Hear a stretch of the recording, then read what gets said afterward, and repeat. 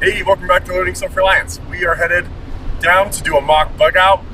We brought just our bags. My wife here, she's pregnant, and so we shrunk her bag down a lot. So I don't know, how much do you think it is? Probably less than 20 pounds, 15, 20 pounds. I wouldn't say. Yeah, pretty light, but she's got a full-size sleeping bag and stuff like that in there. But we're headed down. It's a bit late. We both were working today, and so we got started a bit late, but we're going to be getting down to our bug out location, and we're going to do this mock bug out. We grabbed Penny from my parents' house, and she's in the back. She didn't like getting in, but she's going to have fun once we're there. All right, we are at some private property that's part of the family, and we ended up coming here secondary. Our primary bug out location didn't work out, so we came over to a different spot, and we're just going to camp here overnight. Because we were working, we didn't get out here until it was late. Penny here is just so stoked to be out of that car, aren't you? So excited. You hate the car. So we've got a couple of upgrades from our last trip. We both got these really nice X-Ped, I think is the brand name here. Sorry about the lighting here, but it is nighttime. We've got these awesome blow-up mattresses here.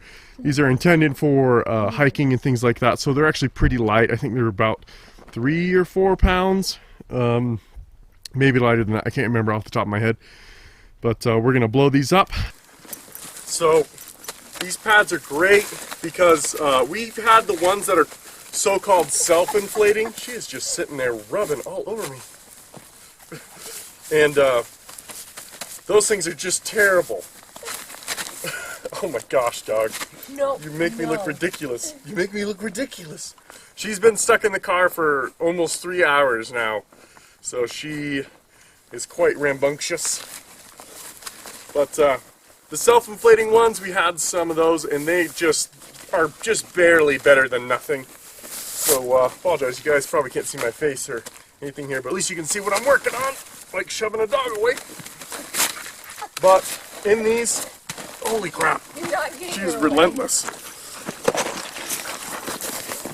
These are pretty cool because they've got self-inflating here. So what you do, or sorry, not self-inflating, manually inflating here. You pull this open to inflate, and the foam in here expands. And then you seal this with one hand, with the palm of your hand, and then you push down, and it fills up a one-way valve inside of here, and fills all the rest of this up.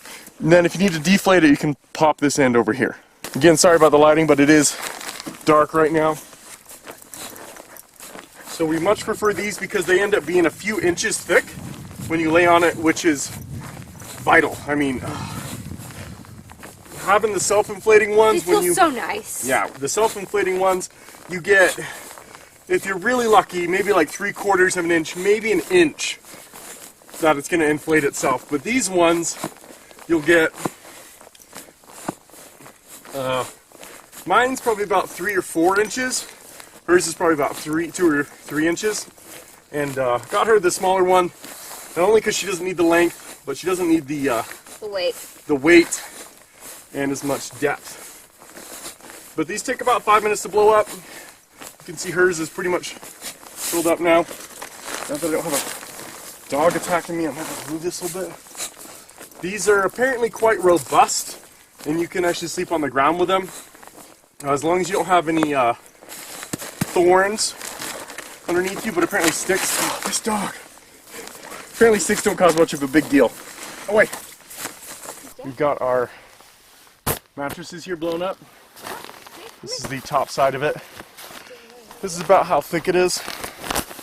When I lay on it, it'll have a bit more pressure and hold me up. I don't want it totally full because then it's not soft anymore. It'll get very firm. But I like it to be a little bit soft when I lay on my side. Inside of here is actually loft. It's not goose down, it's synthetic. But that helps with the insulation at night. It's about $150. But honestly, it is so worth it. Shawnee's over there trying to feed the dog. So we brought a can of dog food here because she just refuses to eat anything dry. She's never had this before. My parents just feed her dry dog food, but on the Bugout, she just refuses to eat anything. So I thought I'd spend a bit more money, get her a can of dog food, and she is just devouring that. So that looks like it might be the thing to go for her, so she actually eats and has the energy to run around all day. Our little camping spot is complete. This probably only took us 5 or 10 minutes. If we hadn't been messing with the dog or with the camera, we probably could have gotten it done in less than 5, I think. I'm on the left, my wife's on the right. Her stuff is obviously smaller to save weight, and she doesn't need all that extra stuff. For our kits here, I've tried to make it so my wife's is quite drilled down to the basics because she's pregnant and shouldn't be carrying a lot of weight.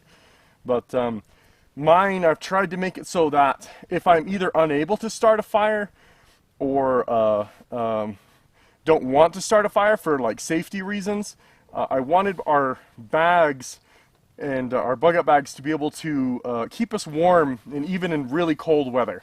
So that's what we got. And we're not going to do a fire tonight. We don't need it.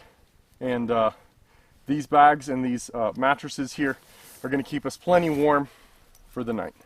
Alright guys, this is just part 1. We know by the clouds and also by the weather report that it's not going to rain tonight. But if we needed to, I'm sure we could figure out something. We've got a tarp and stuff that we could set up if we wanted to. This dog, she's quite stoked to be out if you can't tell. She's quite excited. But we'll catch you guys in the morning. And thanks for watching.